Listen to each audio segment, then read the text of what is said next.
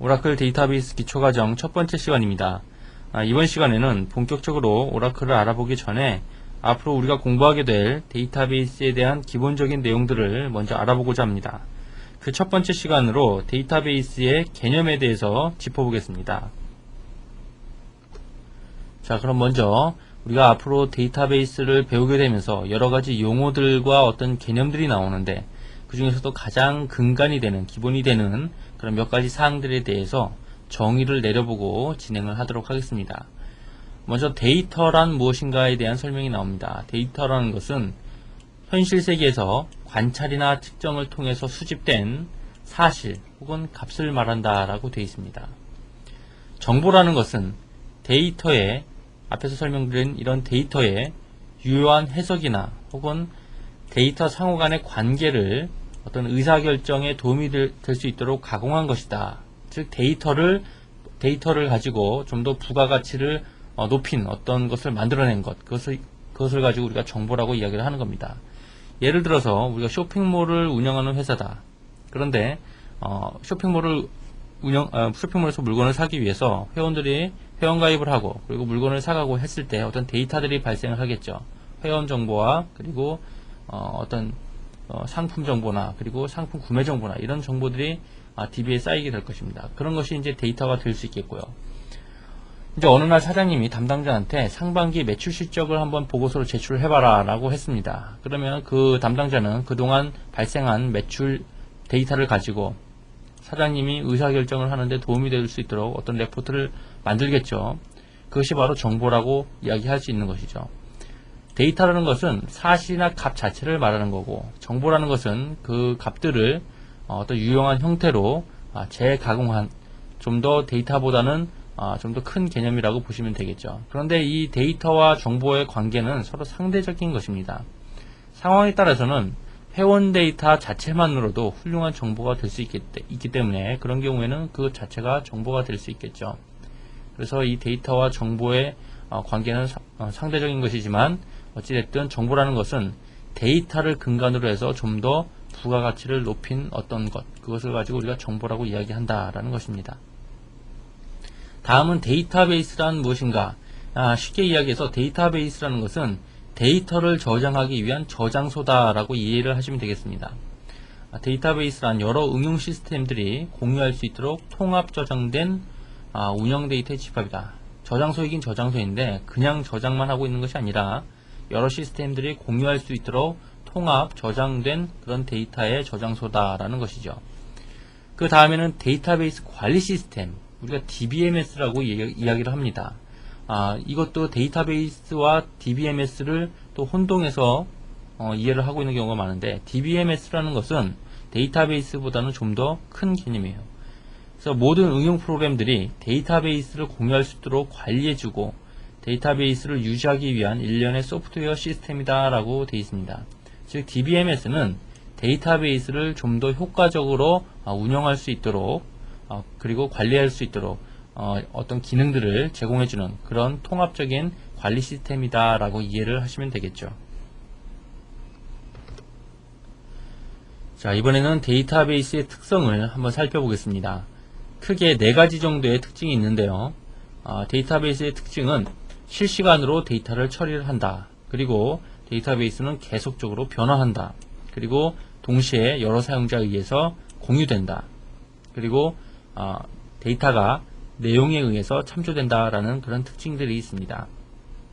실시간 처리라는 것은 생성된 데이터를 즉시 컴퓨터로 보내서 처리하는 방식을 말하죠.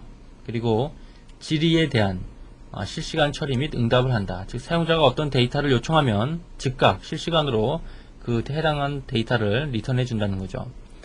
쇼핑몰 예를 다시 한번 들어보면은 쇼핑몰을 이용하기 위해서 회원으로 가입을 하고 그리고 물건을 조회를 하고 물건을 신청을 하고 뭐 이런 작업들을 처리해 주는데, 데이터베이스는 그런 처리들을 실시간으로 처리를 해준다는 거죠. 만약에 회원으로 가입을 하고 확인을 눌렀는데 그것을 실시간으로 처리가 되는 것이 아니고 한 12시간 있다가 처리가 된다. 그러면은 굉장히 황당한 일이 발생할 수 있겠죠.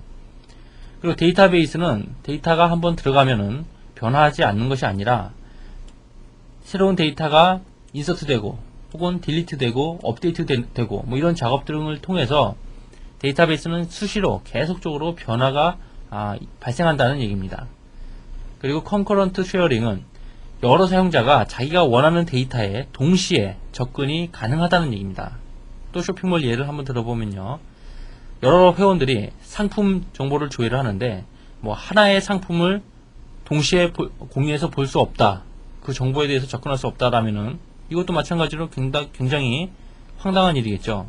어떤 뭐 특정 어떤 책을 한 권 사고 싶은데 다른 사용자가 그 책에 대한 정보를 보고 있으면 다른 수많은 사용자들은 그 책에 대한 정보를 볼 수 없다, 이러면은 얘기가 안 된다는 얘기입니다. 그래서 데이터베이스는 그런 특징을 또 지원을 하고요. 그리고 데이터 레코드들의 주소나 위치가 아니라 사용자가 요구하는 내용, 즉 컨텐트, 그 내용에 대해서 데이터가 참조가 된다는 얘기입니다. 예를 들어서 쇼핑몰에서 우리가 어떤 특정 물건을 찾고자 하면은 그 물건의 이름으로, 그죠? 데이터가 들어있는 대로 어떤 물건을 요청을 하면, 검색을 하면은 그 정보가 탁 나오죠. 어떤 데이터베이스를 사용하는 사용자가 데이터베이스의 데이터가 어느 위치에 어느 주소에 저장되어 있는지 알 필요가 없다는 겁니다. 즉 데이터 자체의 값으로, 내용으로 데이터를 액세스할 수 있는 그런 특성이 있습니다. 이번에는 DBMS의 기능을 한번 살펴보겠습니다. DBMS는 정의 기능, 조작 기능, 제어 기능을 갖고 있습니다. 먼저 정의 기능을 살펴보면 응용 프로그램과 데이터베이스 간의 인터페이스를 제공합니다. 그리고 논리적인 구조와 물리적인 구조를 정의를 하죠. 이 논리적인 구조를 정의한다는 것은 즉 데이터를 모델링한다라는 이야기입니다. 데이터를 모델링한다는 얘기는 우리가 관리하고자 하는 어떤 유용한 정보들과 그 관계들을 정의하고 형상화하는 것을 말합니다. 그리고 이 물리적인 구조는 앞에서 논리적인 구조로 정의해놓고 형상화해놓은 이 데이터가 실제로 데이터베이스에 어떻게 저장될 것인지 혹은 운영될 것인지를 정의하는 겁니다. 그래서 데이터가 실제로 어떤 디스크에 저장이 될 것인지, 어떤 순서로 저장될 것인지, 인덱스를 생성을 할 것인지 말 것인지, 이런 구조를 정의를 한다는 거죠. 그리고 정의 기능은 이런 논리적인 구조와 물리적인 구조가 어떻게 매핑이 되어야 되는지를 정의하는 그런 기능을 갖고 있는 것입니다. 그리고 조작 기능을 갖고 있는데요, DBMS는 사용자는 이 조작 기능을 통해서 데이터를 검색하고 갱신하고 삽입, 삭제할 수 있는 기능을 제공받는 겁니다. 그래서 조작 기능은 사용자와 데이터베이스 간의 인터페이스를 제공하는 겁니다.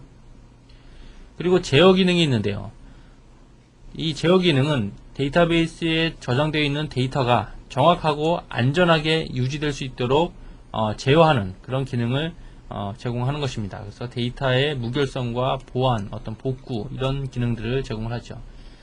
그래서 데이터베이스에서 이런 기능들을 처리하기 위해서 언어가 있는데 SQL 문장을 쓰는데, SQL 문장은 크게 정의 기능을 담당하는 SQL을 우리가 DDL이라고 이야기를 합니다. 데이터 디피니션 랭귀지라고 이야기를 하고요. 그 다음에 데이터베이스를 조작하는 기능을 가진 SQL 문장을 DML이라고 이야기를 하고요.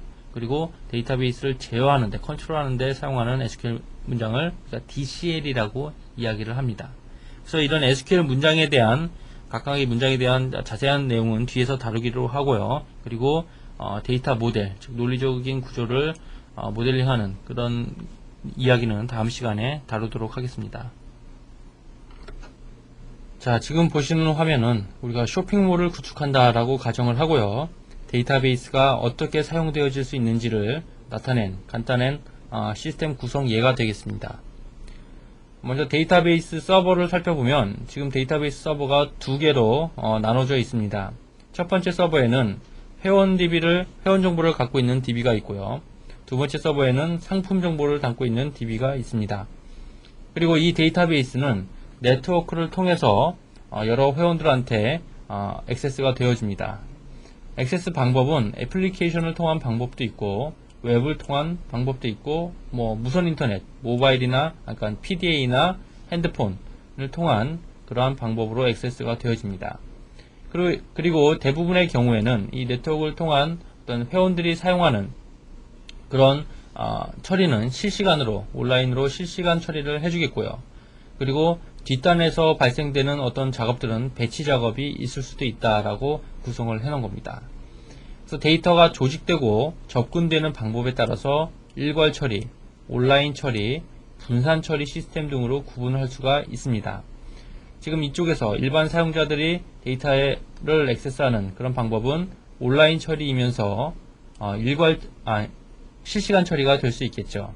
그리고 이런 데이터들이 쌓인 다음에 우리가 일주일이나 혹은 한 달에 한 번씩 어떤 보고서 작업을 해야 된다. 그래서 전체 데이터를 한번 배치로 일괄적으로 돌려야 된다. 그런 어떤 프로세스가 있을 수도 있겠죠. 그럴 경우에는 일괄 처리를 할 수도 있다는 겁니다. 그리고 이 화면에서 보는 것처럼 데이터베이스를 분산시켜서 분산 처리 시스템으로 구성할 수도 있다는 얘기죠. 하나의 데이터베이스 서버에 DB를 다 한꺼번에 몰아도 되죠. 회원 DB, 상품 DB 따로 구분하는 것이 아니고 데이터베이스 하나에 모든 데이터를 다 넣을 수도 있지만 이런 식으로 따로 띄어냄으로써 어떤 부하를 분산시킬 수도 있고요. 그리고 업무별로 자기네들이 고유하게 자기네들 영역에 있는 데이터들끼리 구분 지어지도록 그렇게 구성을 할 수도 있다는 얘기입니다. 그리고 하나의 데이터베이스에 여러 종류의 응용 프로그램이 연동될 수도 있다. 지금 보시는 것처럼 웹 기반 그리고 일반 어플리케이션 프로그램을 통한 그런 액세스 그리고 무선 인터넷 PDA나 핸드폰을 통한 그런 액세스도 가능하다는 거죠. 이 액세스 수단이 무엇이냐에 따라서 데이터베이스가 따로 구성되거나 데이터가 다른 방법으로 조직된다거나 그런 일은 없겠죠. 같은 데이터베이스에 있는 데이터를 여러가지 방법으로 액세스를 할 수가 있는 겁니다. 그리고 네트워크를 통해서 물리적으로 분리되어 있는 데이터베이스를 액세스할 수 있는 그런 구조로 되어 있죠. 그래서 이 네트워크를 통한 데이터베이스를 액세스하는 그런 방법에 대해서는 뒤에서 좀 더 자세히 다루도록 하겠습니다. 자, 이번에는 데이터베이스를 사용했을 때 어떠한 장점이 있는지 살펴보겠습니다. 먼저 첫 번째 장점은 데이터의 중복을 최소화할 수 있다라고 되어 있습니다. 데이터의 중복을 최소화한다. 무슨 말일까요? 예를 들어서 우리가 인사관리 시스템을 만들어야 되는데 사원의 어떤 주소 정보를 하나만 저장해 놓지 않고 여러 군데 따로따로 저장을 해 놓게 되면은 그 사원이 이사를 가서 주소를 바꿔야 된다. 그러면은 저장되어 있는 곳마다 찾아서 다 업데이트를 해줘야 되죠. 얼마나 복잡하고 번거로운 일이 되겠습니까? 그러다가 한 군데라도 실수를 해서 한 군데는 업데이트를 안 했다. 그러면 어떻게 되죠? 이쪽을 셀렉트 해보니까 분당으로 나오고 이쪽으로 셀렉트 해보니까 서울로 나오고 이런 경우가 발생할 수 있다는 겁니다. 그래서 같은 데이터는 중복해서 저장하면 안 되는 거죠. 그런 중복을 최소화할 수 있는 방법이 있다는 겁니다. 그리고 데이터를 공유할 수 있다. 당연하죠. 가장 기본적인 거죠. 데이터가 공유가 안 되면 안 됩니다. 그래서 동시에 데이터가 공유되기 때문에 다양한 어떤 방법으로 여러 사용자들이 데이터를 실시간으로 공유할 수 있도록 여러 가지 메커니즘을 제공을 한다는 겁니다. 그리고 무결성을 유지할 수 있다. 무결성에는 크게 실체 무결성, 참조 무결성, 컬럼 무결성, 사용자 지정 무결성 이런 데이터가 온전히 보관될 수 있도록 여러 가지 방법을 제공을 해줘야 된다는 거죠. 예를 들어서 주민등록번호를 가지고 어떤 사람들이 많이 저장이 되어 있는데 주민등록번호가 중복이 된다. 이러면 말이 안 되는 거죠. 주민등록번호는 반드시 유일하게 관리가 되어져야 된다는 겁니다. 그런 것들을 무결성을 유지하는 방법을 통해서 제공을 한다는 거죠. 그리고 여러분들이 오라클에서 제공하는 여러가지 그런 무결성을 유지하기 위한 방법들은 뒤에서 자세히 다루도록 하겠습니다. 그리고 일관성을 유지한다. 일관성을 유지한다는 것은 데이터베이스가 일관되게 모든 사용자들한테 일관적인 규칙을 가지고 액세스 될 수 있도록 그런 방법을 또 제공을 한다는 거죠. 예를 들어서 어떤 똑같은 데이터가 있어요. 어떤 데이터가 있는데 A라는 사용자가 있고 B라는 사용자가 있습니다. 그런데 B라는 사용자가 이 데이터를 읽으려고 그러고 A라는 사용자는 이것을 변경하려고 그래요. 그래서 이 A라는 사용자가 이 데이터를 변경할 때 B라는 사용자한테는 이 데이터가 변경 전 상태로 보여줘야 될지, 변경하고 난 상태로 보여줘야 될지, 여러가지 그런 다양한 문제점이 발생할 수 있겠죠. 하나의 데이터가 동시에 여러 사용자들한테 공유돼서 사용되어지기 때문에 이런 문제들이 발생할 수 있다는 겁니다. 이러한 다양하고 복잡한 문제들을 일관성 있게 유지할 수 있는 그런 기능들도 제공을 합니다. 그리고 데이터의 보안이 보장될 수 있다. 오라클 데이터베이스는 데이터의 어떤 보안을 유지하기 위한 다양한 방법들을 제공합니다. 물론 이런 내용들도 뒤에서 다루도록 하겠고요. 그리고 표준화가 가능하다.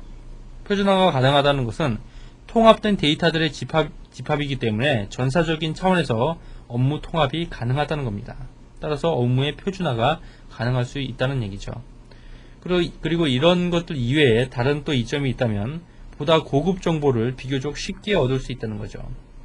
데이터베이스는 파일 시스템에 비해서 코볼로 프로그램을 만들고 어떤 파일 시스템을 이용한다라고 했을 때는 우리가 어떤 새로운 레포트를 보고 싶다 혹은 새로운 정보들을 가공해서 보고 싶다 하면은 그런 레포트를 출력하기 위해서는 반드시 어떤 프로그램을 별도로 개발을 해서 그 프로그램을 통해서 파일을 액세스해서 정보들을 보는 이런 형태가 됐었는데, 데이터베이스로 데이터를 구축해 놓으면 우리가 잘 구축해 놓기만 한다면 별도의 프로그램 개발 없이 SQL 문장을 통해서 우리가 SQL이라는 랭귀지를 통해서 데이터베이스를 액세스하고 데이터들을 가공해서 다양한 형태의 보고서를 좀 더 빠르게 볼 수 있다는 얘기입니다. 그리고 당연히 그럼으로써 데이터의 활용도가 높아지죠. 한번 데이터베이스를 잘 구축해 놓으면 여러가지 용도로 활용할 수 있는 그런 방법이 많다는 것입니다. 그리고 데이터 간의 어떤 관계, 오라클 데이터베이스는 관계형 데이터베이스이기 때문에 그런 데이터들의 그런 어떤 관계를 잘 분석해서 맞춤 마케팅, 1대1 마케팅이나 데이터베이스를 이용한 마케팅에 활용할 수 있는 그런 방법들도 있습니다. 그리고 앞에서 설명드렸던 이 데이터의 중복을 최소화한다, 그리고 데이터를 공유한다, 무결성을 유지한다, 혹은 일관성을 유지한다, 이런 것들은 기존의 파일 시스템에서도 가능한 얘기입니다. 가능한 얘기인데, 그때는 그 파일을 액세스하는 프로그램을 개발하는 사람들이 모든 책임을 졌다는 거죠. 이런 것들을 하기 위해서. 그래서 프로그램을 혹시 실수를 해서 버그가 있으면 이런 것들이 다 깨지게 되는 그런 문제점들이 있었다는 겁니다. 그런데 데이터베이스는 그런 프로그램 레벨이 아니라, 어플리케이션 레벨이 아니라 데이터베이스 레벨에서 이런 것들이 원천적으로 지켜질 수 있도록 그런 기능들을 제공을 한다는 그런 장점이 있다는 것입니다. 자, 지금까지는 데이터베이스를 사용했을 때 얻을 수 있는 장점들을 살펴봤고요. 이번에는 단점을 한번 살펴보겠습니다. 첫 번째 단점은 운영비가 많이 든다. 돈 문제가 나오죠. 대용량 메모리와 고속 CPU를 사용하기 때문에 대부분의 데이터베이스 시스템들이 그렇기 때문에 초기 구축비가 많이 들 수 있습니다. 그런데 이 비용 문제는 전체적으로 따져봤을 때 우리가 시스템을 이제 구축해서 사용하면서 발생하는 또 비용들이 있죠. 그것을 메인터넌스하고, 그리고 현업에서의 어떤 다양한 요구사항들을 충족시키기 위해서는 재개발도 해야 되고 추가 개발도 해야 되고 이런데, 그런 어떤 전체적인 비용을 놓고 봤을 때는 데이터베이스를 구축하는 것이 더 좋냐, 혹은 그냥 일반적인 파일 시스템으로 가는 것이 더 좋냐를 따져봐야 되는 겁니다. 그리고 자료 처리 방법이 복잡해질 수 있다. 서로 다른 데이터가 상호 관련되어 많은 제약점을 갖기 때문에 설계 시간이 길어지고, 또 개발하는 사람들의 어떤 프로그래밍 수준도 좀 더 고급 프로그래밍 수준을 요구하게 된다는 겁니다. 이 데이터베이스 설계를 제대로 못하게 되면은 오히려 데이터베이스를 사용하지 않는 것보다 더 나쁜 성능을 내게 됩니다. 그렇기 때문에 데이터베이스는 충분한 시간을 갖고 제대로 된 설계가 전제돼야 된다는 거죠. 그리고 백업 앤 리커버리 기법이 어려워진다. 이것은 왜 그럴까요?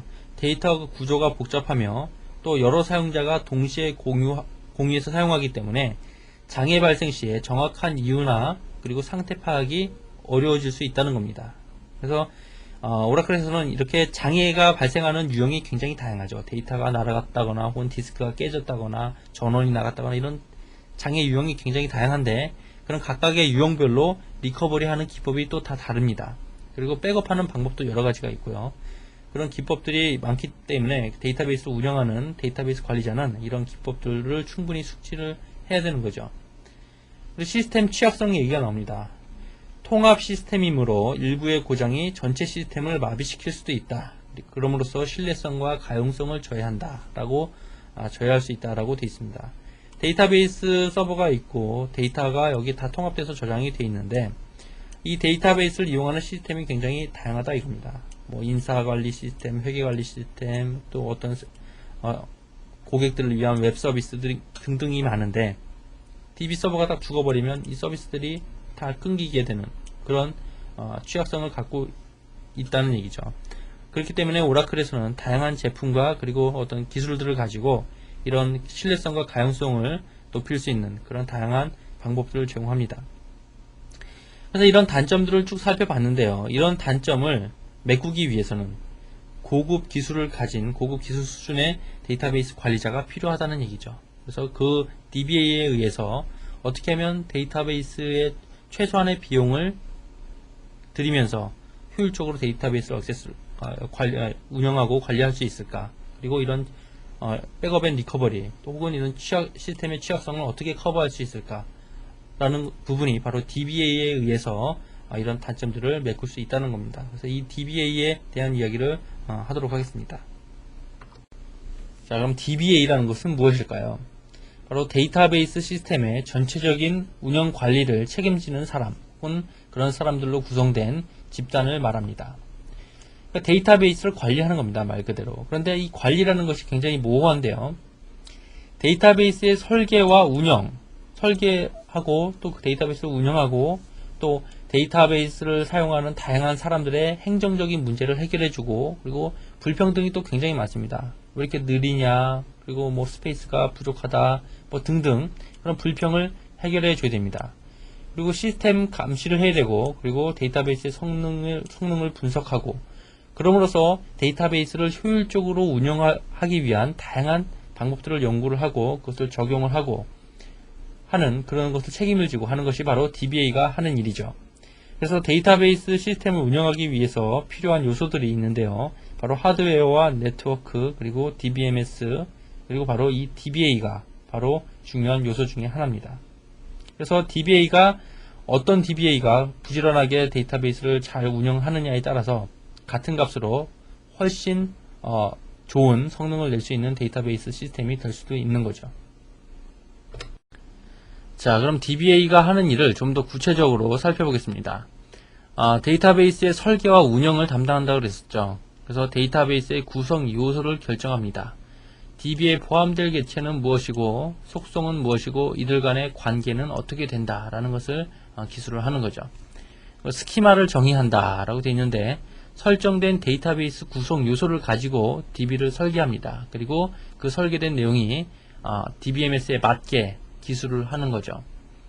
그리고 저장 구조와 접근 방법을 설정합니다. DBMS에 따라 오라클을 쓸지 인포믹스를 쓸지 SQL 서버를 쓸지에 따라서 필요한 경우 스키마에서 정의된 데이터 레코드들의 물리적인 표현은 어떻게 된다. 또 저장 레코드들의 순서는 어떻게 된다. 그리고 해당 데이터의 인덱스를 걸어야 된다 혹은 걸지 말아야 된다. 포인터를 어떻게 해야 된다 등등 다양한 접근 방법을 설정을 해야 됩니다.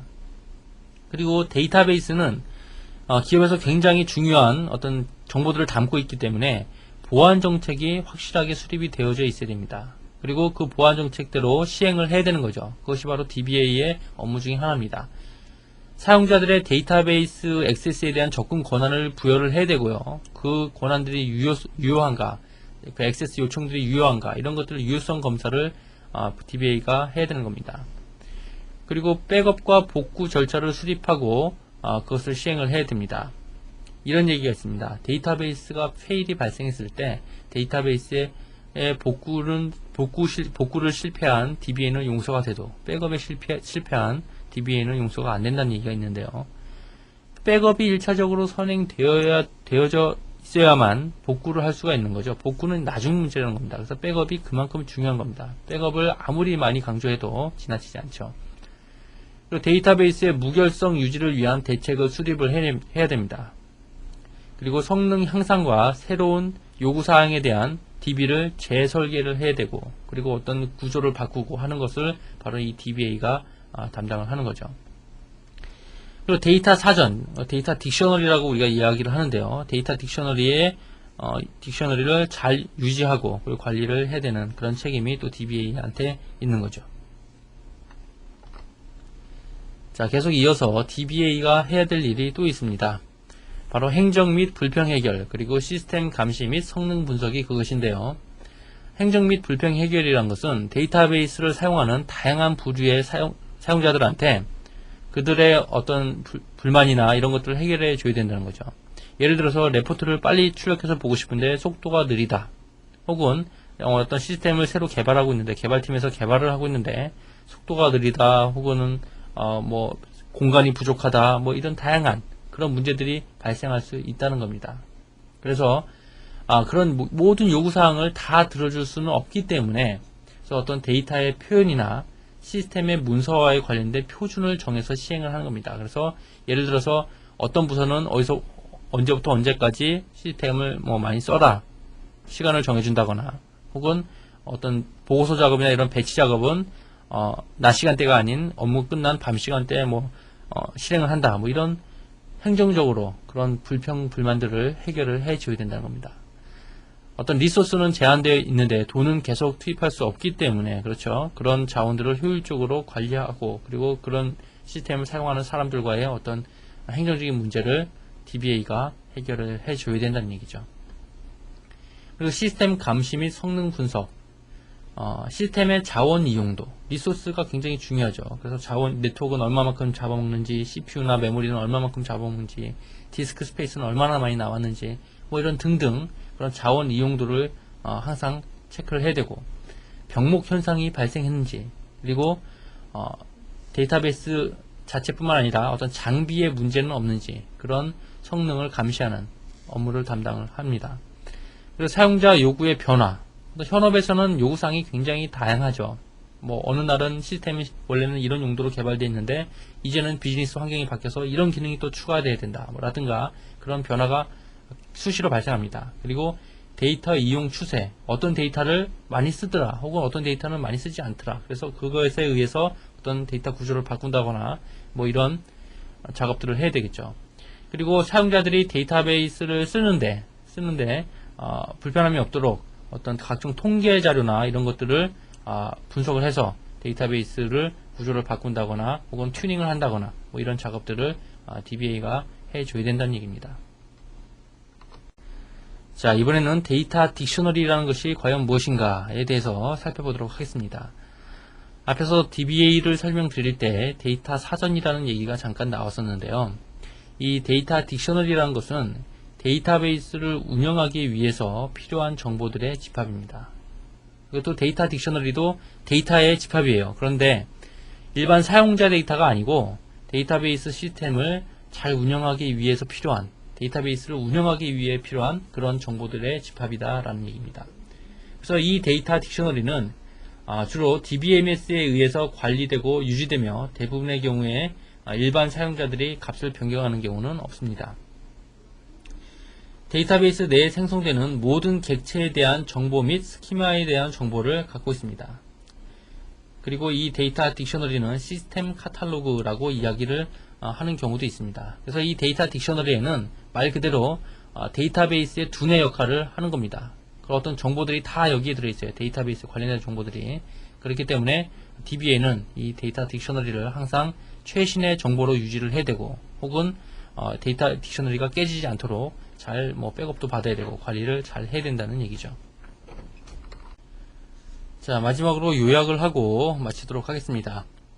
먼저 데이터란 무엇인가 라는 이야기를 했었죠. 데이터란 현실 세계에서 관찰이나 측정을 통해 수집된 사실이나 값을 말하고, 정보는 그런 데이터들을 잘 가공해서 의사결정에 도움이 되도록 부가가치를 높인 것이다 라고 이야기를 했었습니다. 그래서 이 정보와 데이터의 관계는 서로 상대적인 것이며 어쨌든 정보라는 것은 데이터를 좀 더 가공한 형태, 그래서 부가가치를 높인 그것을 가지고 우리가 정보다라고 말씀을 드렸었죠. 데이터베이스는 데이터의 저장소이고 DBMS는 데이터베이스를 관리하기 위한 일련의 소프트웨어들의 집합이다라고 말씀을 드렸었습니다. 그래서 여러분들이 데이터와 정보의 의미, 그리고 데이터베이스와 DBMS의 의미를 명확하게 알고 계시라는 차원에서 설명을 드렸었고요. 데이터베이스는 실시간 처리, 그리고 지속적인 변화, 동시 공유, 값에 의한 참조와 같은 특성을 지닌다. 그리고 DBMS는 정의 기능, 조작 기능, 제어 기능을 가진다. 그래서 정의를 하는 그런 언어를 우리가 DDL, 조작을 하기 위해 필요한 언어가 바로 DML, 제어하기 위한 언어가 DCL이라는 언어를 통해서 이런 기능들을 사용할 수 있다라고 말씀을 드렸었고요. 데이터베이스는 여러 경로를 통해서 다양한 방법으로 액세스 되어진다라고 말씀을 드렸었죠. 그래서 데이터베이스를 한번 구축해 놓으면 어플리케이션을 통해서 혹은 웹을 통해서 무선 인터넷, 모바일이나 핸드폰 등을 통해서 다양한 방법으로 액세스 되어질 수가 있고, 그리고 데이터베이스를 사용하면 여러가지 장점이 있는 반면에 유지비가 많이 들고 처리 방법이 복잡해지고 어떤 데이터베이스 관리자나 개발자나 사용자들의 어떤 더 많은 기술 수준을 요구하게 되는 그런 단점도 있다. 그런데 DBA가 좀 더 부지런하게 어떤 데이터베이스를 잘 관리해 주게 되면 그런 단점들을 상당 부분 커버할 수 있다라는 말씀을 드렸었습니다. 그래서 DBA는 데이터베이스를 최적의 상태로 운영하고 관리할 책임이 있고, 또 데이터베이스 사용자들의 요구와 불편사항을 해결해 줘야 된다. 그런 일을 하는 사람이 바로 DBA다라는 말씀까지 드렸습니다. 그리고 지금까지 설명을 드리면서 나왔던 어떤 SQL이나 그리고 원격 데이터베이스 액세스나 혹은 데이터 딕셔너리나 이런 부분은 지금 시간에는 개념적인 부분만 말씀을 드린 거고, 뒤에서 디테일하게 설명을 드리도록 하겠습니다. 이번 시간은 이것으로 마치도록 하겠습니다.